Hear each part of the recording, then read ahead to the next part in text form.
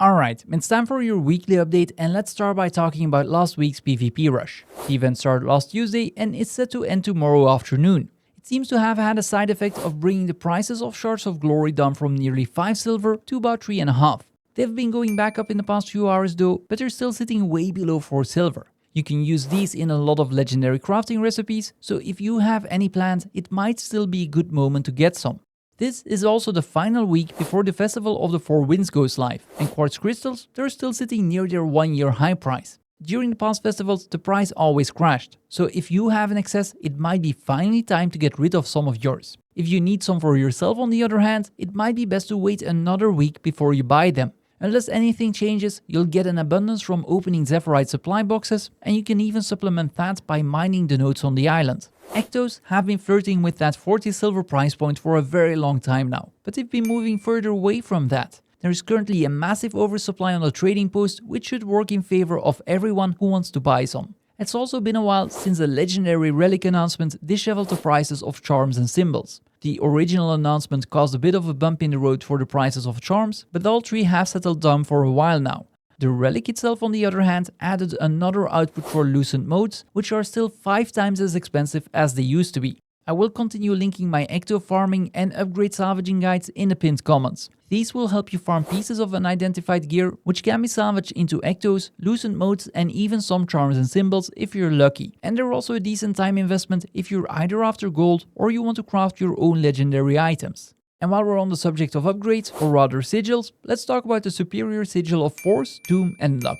There are currently weapons on the trading post that can be bought cheaper than the actual sigil. This is a great way to make a quick buck if you either own an endless upgrade extractor or you still have Black Lion salvage kits lying around. These aren't the only ones worth extracting though. I do have a spreadsheet that looks through all of the armor and weapons with valuable sigils that can help you with this process. In general, sigils of accuracy, air and earth seem to be great for profit, as well as some of the named armor sets. If we take 8 silver as profit on average, that would make your Black Lion kit worth 2 gold. And since you can buy them for 50 Astral Acclaim, they're worth about 4 silver per Astral Acclaim, which still beats out that bag of coin that you can infinitely buy. And let's keep talking about upgrades for just a bit longer.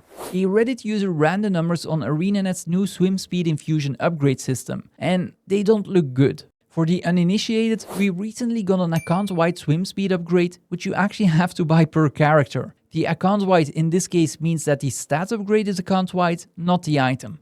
To keep a long story short, you can get on average 35 swim speed infusions every time you complete a Master Diver achievement. For this, you need 10 ornate rusted keys, which you can get roughly every 10 days as well as once a week from a vendor in exchange for some karma. This would be enough to get you a plus 15 swim speed infusion per week, which means you need about 18 weeks for a plus 20, which is the next upgrade you can buy for your account. And here's where it's about to get wild. A plus 25 at this pace would take you over 10 years, and a plus 30, which is the final upgrade, over 300 years. Now, we don't need to just farm these, we can also buy them on the trading post. The only problem being that if you literally bought all of the infusions on the trading post right now, you'd only be able to make a plus 26, which is still 1/16th of the way of that final upgrade. So let's hope ArenaNet either adds other acquisition methods or just reviews the numbers. That's enough theory crafting. Let's get back to the actual crafting. All 3 rarities of Kryptis Motivations became cheaper to craft, yet remained stable in price. Not only did Ectos become cheaper, but all of the required tier 5 materials have been on the downtrend lately as well. Keep in mind that the profits on GW2 efficiency do not include the cost of research nodes.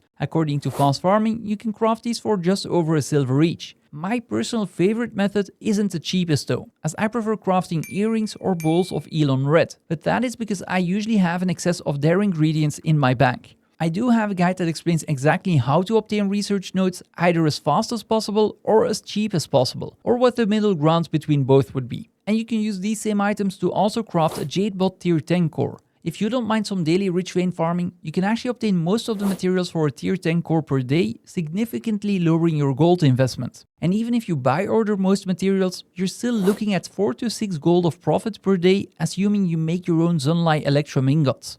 Farming the map-specific currency of all 3 SotO maps is another way to boost your account gold. I previously mentioned crafting the Storm's Eye, Stormforged and Consecrated Starix weapons, which are still worth doing and actually the most profitable if you list them on the trading post. If you rather go for quick profits on the other hand, then the new vendor's medium crafting bags seem to be the best option to go for.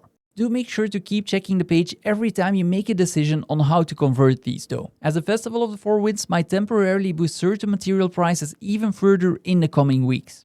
Something I haven't mentioned yet in any of my weekly updates are the Pact Supply Network agents. You can exchange some of your karma for up to 6 Pact Scout mapping materials per day, and this is usually one of the best ways to convert karma to gold. You can then use these in any of the Corteria maps and get a map reward.